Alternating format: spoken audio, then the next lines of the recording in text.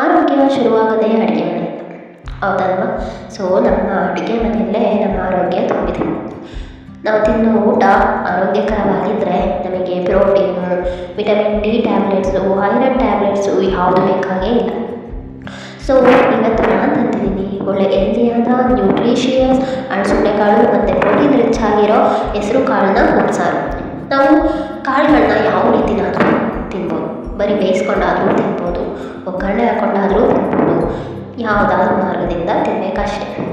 ಆದರೆ ನಾವು ಈಗ ಯೂಸ್ ಮಾಡ್ತಿರೋ ಆಯಿಲು ಎಷ್ಟು ಕ್ವಾಂಟಿಟಿ ತೊಗೊತೀವಿ ಮತ್ತು ಆ ಆಯಿಲು ಎಷ್ಟು ಕ್ವಾಲಿಟಿಯಿಂದ ಇದೆ ಅನ್ನೋದಷ್ಟೇ ಮುಖ್ಯ ಆಗಿರುತ್ತೆ.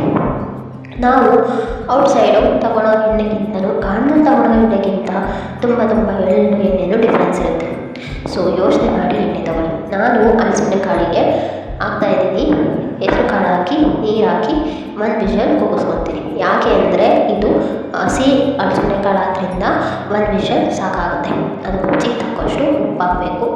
ನಂತರ ನಾನು ಟೊಮೊಟೊ, ಈರುಳ್ಳಿ, ಬೆಳ್ಳುಳ್ಳಿ ಮತ್ತು ಮೆಣಸಿನ್ಕಾಯಿ ತೊಗೊಂಡಿದ್ದೀನಿ. ಇದಿಷ್ಟನ್ನು ಸಹ ನಾನು ಅಲಸಂದೆ ಕಾಳಿನ ಜೊತೆನೇ ಹಾಕ್ಕೊಂಡು ಕೂಗಿಸ್ಕೊತೀನಿ. ಹಿಂಗೆ ಕೂಗಿಸ್ಕೊಳ್ಳೋದ್ರಿಂದ ನಾನು ಆಯಿಲ್ ಕ್ವಾಂಟಿಟಿನ ತುಂಬ ಕಮ್ಮಿ ಮಾಡ್ತೀನಿ. ಆ್ಯಂಡ್ ಈ ರೆಸಿಪಿ ತುಂಬ ಈಸಿಯಾಗಿ ಆಗುತ್ತೆ. ಯಾಕೆ ಅಂದರೆ ನಾನು ಇದಕ್ಕೆ ಆಯಿಲ್ ಯೂಸ್ ಮಾಡ್ತಿಲ್ಲ, ಖಾರ ರುಬ್ಬ ಹಾಕ್ತೀನಿ, ಸ್ವಲ್ಪ ಉಪ್ಸಾರಿನ ಖಾರ ಅಷ್ಟು ಬಿಟ್ಟರೆ ಇನ್ನೇನು ನನಗೆ ಎಕ್ಸ್ಟ್ರಾ ಹಾಕೋದೇ ಇಲ್ಲ. ಸೊ ಈಗ ನಾನು ಟೊಮೊಟೊ, ಈರುಳ್ಳಿ, ಬೆಳ್ಳುಳ್ಳಿ ಮತ್ತು ಒಂದು 4-5 ಮೆಣಸಿನ್ಕಾಯಿನ ಹಾಕಿ ಉಪ್ಪು ಹಾಕಿ ಬೇಯಿಸ್ಕೊತಾ ಇದ್ದೀನಿ. ಇವಾಗ ನನಗೊಂದು ವಿಷಲ್ ಸಾಕು. ನೋಡಿ, ಈರುಳ್ಳಿ ಎಲ್ಲ ತುಂಬ ಚೆನ್ನಾಗಿ ಬೆಂದಿದೆ, ಮೆಣಸಿನ್ಕಾಯಿ ಎಲ್ಲ ಬೆಂದಿದೆ. ನಾನು ಇದನ್ನೆಲ್ಲ ಕೂಗಿಸ್ಕೊಂಡ್ಮೇಲೆ ಒಂದು ಸ್ವಲ್ಪ ಕೂಲ್ ಆಗೋದಕ್ಕೆ ಒಂದು ಬಟ್ಲಿಗೆ ಹಾಕಿಟ್ಕೊತೀನಿ. ನಾವು ಖಾರ ರುಬ್ಬಬೇಕಾದ್ರೆ ಕಾಳನ್ನು ಸಹ ಖಾರಕ್ಕೆ ಹಾಕಿ ರುಬ್ಬಿದರೆ ಸಾಂಬಾರು ಗಟ್ಟಿಗೆ ಬರುತ್ತೆ. ಇಲ್ಲ ನನಗೆ ಸಾಂಬಾರು ಜಾಸ್ತಿ ಗಟ್ಟಿ ಬೇಡ, ಸ್ವಲ್ಪ ನೀರು ಥರ ಇರಲಿ ಅನ್ನೋರು ಕಾಳನ್ನೆಲ್ಲ ಕಮ್ಮಿ ಹಾಕ್ಕೊಂಡು ಖಾರ ರುಬ್ಕೊಬೋದು. ಇದು ಉಪ್ಸಾರು ತುಂಬ ಸಿಂಪಲ್ ಮಾಡ್ಕೊಬೋದು ಆ್ಯಂಡ್ ಹೆಲ್ತಿಗೂ ತುಂಬ ಒಳ್ಳೆಯದಾದಂಥ ರೆಸಿಪಿ. ಸೊ ನಾನು ಜೀರಿಗೆ ಹಾಕೋತಿದ್ದೀನಿ. ಜೀರಿಗೆ ಜೀರ್ಣ ಮಾಡೋದು ತುಂಬ ಉಪಯೋಗ ಆದ್ದರಿಂದ ಜೀರಿಗೆ ತುಂಬ ಒಳ್ಳೆಯದು. ಮತ್ತು ಬೆಳ್ಳುಳ್ಳಿನ ಸ್ಮ್ಯಾಶ್ ಮಾಡ್ಕೊತಿದ್ದೀನಿ. ಅದರ ಸಿಪ್ಪೆ ಸಮೇತ ಹಾಕಿರ್ತೀನಿ.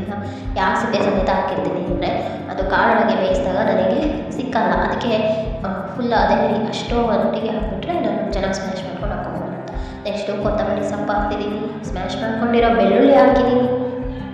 ಇವೆಲ್ಲ ಬೆಳ್ಳುಳ್ಳಿ, ಜೀರಿಗೆ, ಕೊತ್ತಂಬರಿ ಮತ್ತು ಬೆಂದಿರುವಂತಹ ಈರುಳ್ಳಿ, ನಮಗಿಲ್ಲೂ ಆಪ್ಷನ್ ಸಿಗುತ್ತೆ. ಮೆಣಸಿನ್ಕಾಯಿ ನಮಗೆ ಖಾರಕ್ಕೆ ಎಷ್ಟು ಮೆಣಸಿನ್ಕಾಯಿ ಬೇಕೋ ಅಷ್ಟು ಮೆಣಸಿನ್ಕಾಯಿನ ಹಾಕ್ಕೊಂಡಿದ್ದೀನಿ. ಜೊತೆಗೆ ಸ್ವಲ್ಪ ಕಾಳು ಸ್ವಲ್ಪ ಹಾಕ್ಕೊಬೇಕು. ಆಮೇಲೆ ಬೆಂದಿರೋಂಥ ಟೊಮೊಟೊ, ಇಲ್ಲಿ ನೀವು ಟೊಮೊಟೊನ ಸ್ಕಿಪ್ ಮಾಡಿ ಹುಣಸೆಹಣ್ಣು ಸಹ ಹಾಕ್ಬೋದು. ಅದು ಡಿಫ್ರೆಂಟ್ ಟೇಸ್ಟ್ ಕೊಡುತ್ತೆ. ಮತ್ತು ಟೊಮೊಟೊ ಹಾಕಿದರೆ ಡಿಫ್ರೆಂಟ್ ಟೇಸ್ಟ್ ಕೊಡುತ್ತೆ. ಎರಡೂ ತುಂಬ ಟೇಸ್ಟಿಯಾಗಿರುತ್ತೆ. ಖಾರ ಹುರ್ಕೊಂಡಾಯಿತು. ನೀವು ಈ ಉಪ್ಸಾರಿನ ಖಾರನ ರಸದ ಜೊತೆ ಮಿಕ್ಸ್ ಮಾಡಿಕೊಂಡು ಒಟ್ಟಿಗೆ ಇಟ್ಕೊಂಡು ತಿನ್ಬೋದು.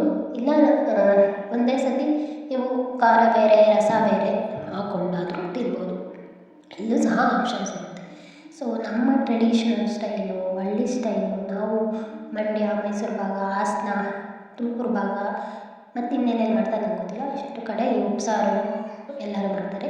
ನಿಮ್ಮದು ಯಾವ ಜಿಲ್ಲೆ ಅಂತ ಕಮೆಂಟ್ ಮಾಡೋದನ್ನ ಮರಿಬೇಡಿ. ನಿಮ್ಮ ಕಡೆ ಇದನ್ನು ಮಾಡ್ತಾರೆ ಅಂತ ದಯವಿಟ್ಟು ಕಮೆಂಟ್ ಮಾಡಿ. ನೆಕ್ಸ್ಟ್ ನಾನು ಎಷ್ಟು ಕ್ವಾಂಟಿಟಿ ನೀರು ಬೇಕೋ ಅಷ್ಟು ಕ್ವಾಂಟಿಟಿ ನೀರು ತೊಗೊಂಡಿದ್ದೀನಿ. ನಾನು ಇದೆಲ್ಲ ಮಾಡ್ಕೊಂಡು ಅಷ್ಟೊತ್ತಿಗೆ ಈ ಮುದ್ದೆನೂ ಸಹ ಆಗಿತ್ತು. ಸೊ ನಾನು ಮುದ್ದೆ ಕಟ್ಕೊತಾ ಇದ್ದೀನಿ. ಉಪ್ಸಾರಿಗೆ ಮುದ್ದೆ ಇದ್ರೇ ಚೆಂದ. ಸೊ